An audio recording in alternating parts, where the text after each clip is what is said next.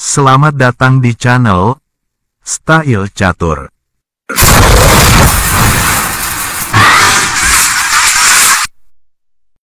Kali ini, Style Catur akan mengulas partai catur dari Grandmaster Bobby Fischer melawan Grandmaster James Sherwin yang terjadi pada tahun 1957 pada Open Championship di New Jersey. Sebelum lanjut, bagi teman-teman yang baru menemukan channel ini, jangan lupa subscribe, like, dan aktifkan lonceng notifikasinya. Dukungan Anda akan menjadi penyemangat saya untuk tetap menampilkan video-video menarik lainnya. Selanjutnya, mari kita menuju arena pertandingan. Bobby Fischer sebagai pemain putih dan James Sherwin sebagai pemain hitam. Fischer memulai dengan langkah E4. Sherwin, pion ke C5, Sicilian Defense. Fischer kuda G ke F3. Sherwin, pion ke E6. Sicilian Defense, French Variation. Lanjut, pion ke D3. Fischer memainkan Sicilia varian tertutup. Dibalas kuda B ke C6. Pion ke G3, persiapan gajah fianchetto. Dibalas kuda G ke F6. Gajah fianchetto ke G2. Gajah F ke E7. Fischer lalu melakukan rokade sayap raja. Sherwin juga melakukan rokade. Langkah yang lebih umum adalah pion ke D5. Tetapi, apakah Sherwin sengaja menunda penempatan bidak tengah? Apakah dia punya ide baru dalam pikirannya? Fischer lalu melanjutkan dengan kuda B ke D2, memberi peluang pion C2 untuk mendobrak petak tengah ke depan. Benteng A8 pun bergeser ke B8, juga untuk mensupport pion B-nya ke depan. Benteng ke E1, menambah dukungan pion E ke depan. Pion ke D6, mengantisipasi pergerakan pion tengah putih. Fischer mendorong pion C3, mendukung pion ke D4 ke depan. Sherwin, pion maju ke B6. Pion D4 mengajak pertukaran. Fischer berusaha mengontrol pergerakan pion hitam dan perwira hitam untuk maju ke depan. Sherwin menjawab dengan menteri ke C7. Suatu langkah yang kurang akurat. Hal ini menyebabkan masalah. Sherwin seharusnya berusaha untuk bertahan dengan membuka file C. Langkah terbaiknya, pion C makan pion D4. Jika Fischer balas memakan pion D4 dengan pion, maka pion maju ke D5. Jika pion E5 maju mengusir kuda, maka kuda bisa jumping ke D7, balik memberi tekanan pada pion E5. Kita kembali. Setelah Sherwin menteri ke C7, Fischer lalu memainkan pion E5, mengancam kuda di F6. Sherwin menyelamatkan kudanya ke D5.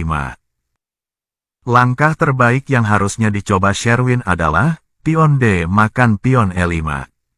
Fischer membalas pion D makan pion E5, maka kuda bisa mundur ke D7. Menteri ke E2, dibalas gajah ke B7. Pion ke H4, menyerang di sayap raja. Namun, dengan langkah ini permainan hitam mungkin masih dapat dipertahankan. Kita kembali. Setelah kuda ke D5, Fischer, pion E makan pion D6. Sherwin, membalas dengan gajah pukul pion D6. Kuda jumping ke E4. Suatu langkah bagus dari Fischer. Sherwin, pion maju ke C4. Sherwin dihadapkan pada satu pilihan dilematis.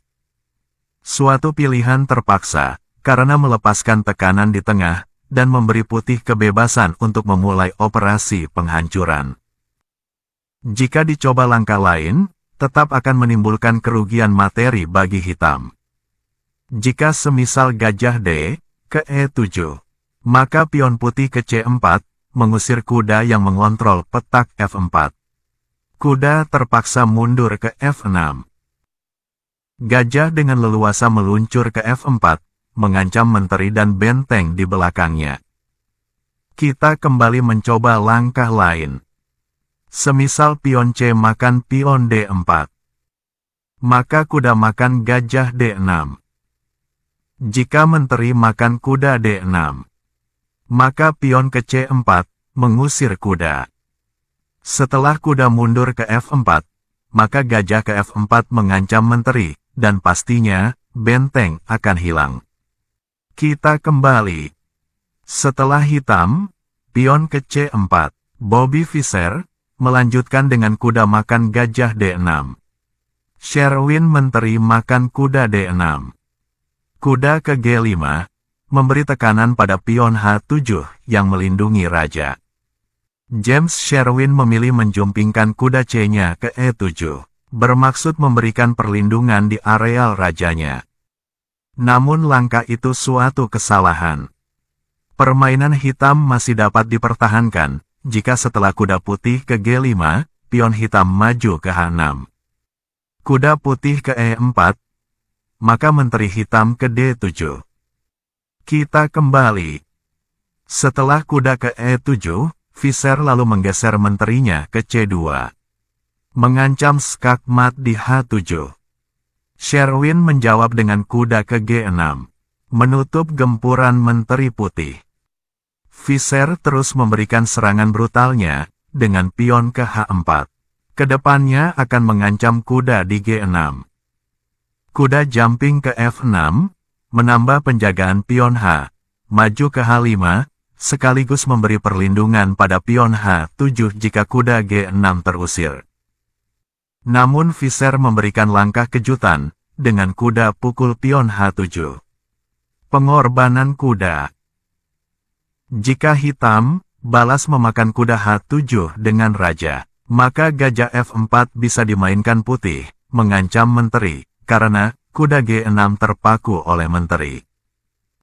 Jadi hitam membalas dengan kuda pukul kuda H7. Fischer terus memajukan pionnya ke H5, mengusik kuda di G6. Kuda jumping ke H4, memberi ancaman pada gajah putih, dan mengacaukan pion depan raja jika pion pukul kuda. Karena petak F4 sudah tidak dijaga lagi oleh kuda, maka Fischer memajukan gajahnya ke F4, mengancam menteri dan benteng. Fischer menunda memakan kuda di H4. Sherwin menarik menterinya mundur ke D8. Gajah putih dapat saja memakan benteng di B8. Akan tetapi, putih akan kehilangan gajah G2 oleh kuda H4, dan jalur diagonal putih dapat dikuasai oleh hitam, yang mengakibatkan raja putih tidak tenang. Fischer lebih memilih pion G putih pukul kuda H4. Sherwin menggeser bentengnya ke B7. Langkah yang bagus dari hitam dan dapat memberikan peluang perwira hitam untuk menguasai diagonal putih, jika gajah G2 pukul benteng B7. Pion H6 dimainkan, terus-menerus menggempur pion-pion yang melindungi raja hitam. Menteri hitam pukul pion H4. Fischer, pion H pukul pion G7. Tetap fokus pada tujuan meringkus raja hitam, tidak peduli dengan benteng B7 yang beracun dari Sherwin. Sherwin memperparah keadaan dengan raja pukul pion G7. Di sini, pion pelindung raja hitam sudah hancur, sehingga terkadang pion lawan bisa jadi perisai buat raja. Langkah terbaik seharusnya benteng ke D8. Jika gajah putih ke G3, maka menteri hitam ke H6. Fischer memajukan benteng ke E4, menyerang menteri secara tidak langsung. Menteri hitam bergeser ke H5, menghindari discover attack dari benteng hitam. Benteng ke E3, mengubah arah serangan. Hitam, pion ke F5. Benteng bergeser ke H3, menyerang menteri hitam. Menteri kabur ke E8. Gajah ke E5, skak. Viser menolak memakan kedua benteng hitam dengan melakukan skak di H6. Viser fokus, tempo untuk menghantam Raja Hitam. Itulah hebatnya seorang Bobby Viser. Hitam menutup skak dengan kuda ke F6. Menteri ke D2, mencari celah menyerang Raja Hitam. Raja Hitam bergeser ke F7, mencari aman dari serangan gajah. Viser kemudian memajukan menterinya ke G5, menekan kuda. Menteri Hitam ke E7, melindungi kuda. Jika Raja Hitam ke E7, bermaksud menyelamatkan rajanya, maka Raja Hitam akan sekarat, dimulai dari benteng ke H7. Skak. Jika benteng menutup, maka Raja Hitam tetap sekarat, dengan menteri makan kuda. Skak. Langkah paksa Raja ke D7, benteng makan benteng. Skak. Langkah paksa menteri menutup. Alternatif lain, jika benteng ke H7, skak. Raja ke D8, maka gajah makan kuda, skak.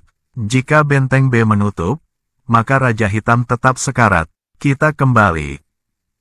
Setelah menteri hitam ke E7, maka gajah makan kuda F6. Menteri hitam balas makan gajah F6. Benteng ke H7, skak. Raja Hitam mundur ke E8. Bobby Viser, menteri makan menteri hitam di F6. James Sherwin, benteng makan benteng H7. Langkah terakhir dari Viser, gajah ke C6, skak. Dan pada langkah ini, Sherwin menyerah. Hitam benar-benar sudah tidak bisa lagi mempertahankan rajanya.